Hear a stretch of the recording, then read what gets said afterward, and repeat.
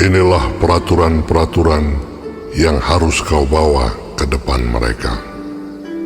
Apabila engkau membeli seorang budak Ibrani, maka haruslah ia bekerja padamu 6 tahun lamanya.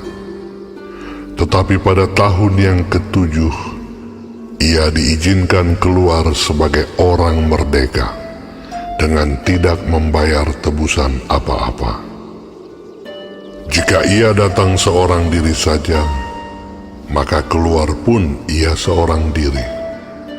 Jika ia mempunyai istri, maka istrinya itu diizinkan keluar bersama-sama dengan dia. Jika tuannya memberikan kepadanya seorang istri dan perempuan itu melahirkan anak-anak lelaki atau perempuan, maka perempuan itu dengan anak-anaknya tetap menjadi kepunyaan tuannya, dan budak laki-laki itu harus keluar seorang diri. Tetapi jika budak itu dengan sungguh-sungguh berkata, "Aku cinta kepada tuanku, kepada istriku, dan kepada anak-anakku. Aku tidak mau keluar sebagai orang merdeka," maka haruslah tuannya itu membawanya menghadap Allah, lalu membawanya ke pintu atau ke tiang pintu.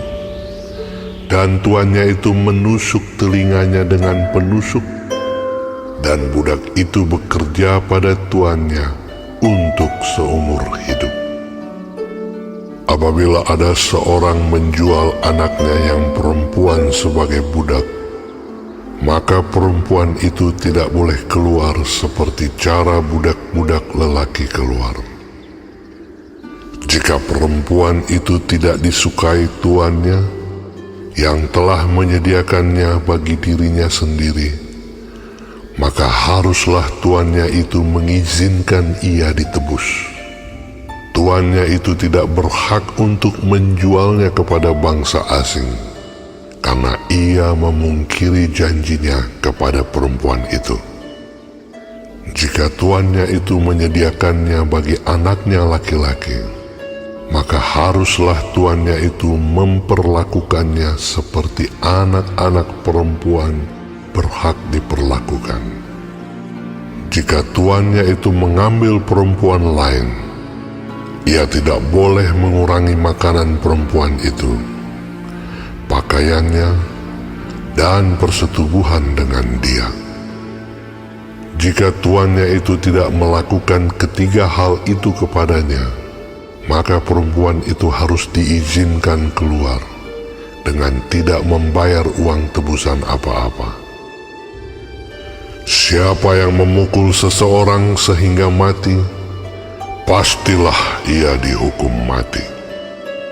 Tetapi jika pembunuhan itu tidak disengaja, melainkan tangannya ditentukan Allah melakukan itu, maka aku akan menunjukkan bagimu suatu tempat kemana ia dapat lari. Tetapi apabila seseorang berlaku angkara terhadap sesamanya, hingga ia membunuhnya dengan tipu daya, maka engkau harus mengambil orang itu dari mezbahku, supaya ia mati dibunuh. Siapa yang memukul ayahnya atau ibunya, pastilah ia dihukum mati. Siapa yang menculik seorang manusia, baik ia telah menjualnya, baik orang itu masih terdapat padanya, ia pasti dihukum mati. Siapa yang mengutuki ayahnya atau ibunya, ia pasti dihukum mati. Apabila ada orang bertengkar, dan yang seorang memukul yang lain dengan batu atau dengan tinjunya, sehingga yang lain itu memang tidak mati, tetapi terpaksa berbaring di tempat tidur, maka orang yang memukul itu bebas dari hukuman, jika yang lain itu dapat bangkit lagi dan dapat berjalan di luar dengan memakai tongkat.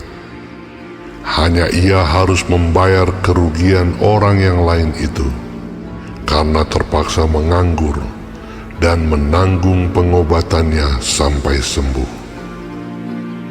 Apabila seseorang memukul budaknya laki-laki atau perempuan dengan tongkat, sehingga mati karena pukulan itu, pastilah budak itu dibalaskan. Hanya jika budak itu masih hidup sehari dua, maka janganlah dituntut belanya, sebab budak itu adalah miliknya sendiri. Apabila ada orang berkelahi, dan seorang dari mereka tertumbuk kepada seorang perempuan yang sedang mengandung, sehingga keguguran kandungan, tetapi tidak mendapat kecelakaan yang membawa maut, maka pastilah ia didenda sebanyak yang dikenakan oleh suami perempuan itu kepadanya, dan ia harus membayarnya menurut putusan hakim. Tetapi jika perempuan itu mendapat kecelakaan yang membawa maut, maka engkau harus memberikan nyawa ganti nyawa, mata ganti mata, gigi ganti gigi, tangan ganti tangan, kaki ganti kaki, lecur ganti lecur, luka ganti luka, bengkak ganti bengkak. Apabila seseorang memukul mata budaknya laki-laki atau mata budaknya perempuan dan merusakkannya, maka ia harus melepaskan budak itu sebagai orang merdeka pengganti kerusakan matanya itu.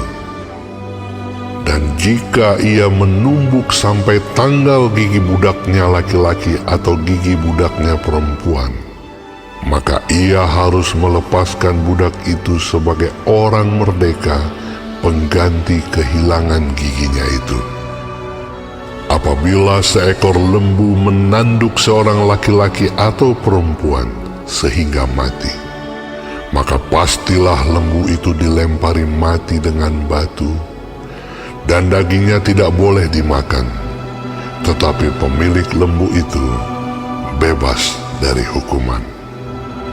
Tetapi jika lembu itu sejak dahulu telah sering menanduk dan pemiliknya telah diperingatkan, tetapi tidak mau menjaganya, kemudian lembu itu menanduk mati seorang laki-laki atau perempuan, maka lembu itu harus dilempari mati dengan batu, tetapi pemiliknya pun harus dihukum mati.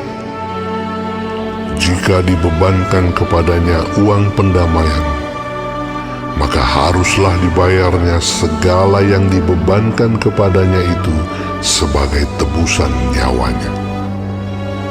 Kalau ditanduknya seorang anak laki-laki atau perempuan, maka pemiliknya harus diperlakukan menurut peraturan itu juga. Tetapi jika lembu itu menanduk seorang budak laki-laki atau perempuan, maka pemiliknya harus membayar 30 sikal perak kepada tuan budak itu, dan lembu itu harus dilempari mati dengan batu. Apabila seseorang membuka sumur, atau apabila seseorang menggali sumur dengan tidak menutupnya, dan seekor lembu atau keledai jatuh ke dalamnya, maka pemilik sumur itu harus membayar ganti kerugian. Ia harus mengganti harga binatang itu dengan uang kepada pemiliknya, tetapi binatang yang mati itu menjadi kepunyaannya. Apabila lembu seseorang menanduk lembu orang lain sehingga mati, maka lembu yang hidup itu harus dijual, uangnya dibagi, dan binatang yang mati itu pun harus dibagi juga. Tetapi jikalau lembu itu terkenal telah sering menanduk sejak dahulu, Dan walaupun demikian pemiliknya tidak mau menjaganya, maka ia harus membayar ganti kerugian sepenuhnya. Lembu ganti lembu. Tetapi binatang yang mati itu menjadi kepunyaannya.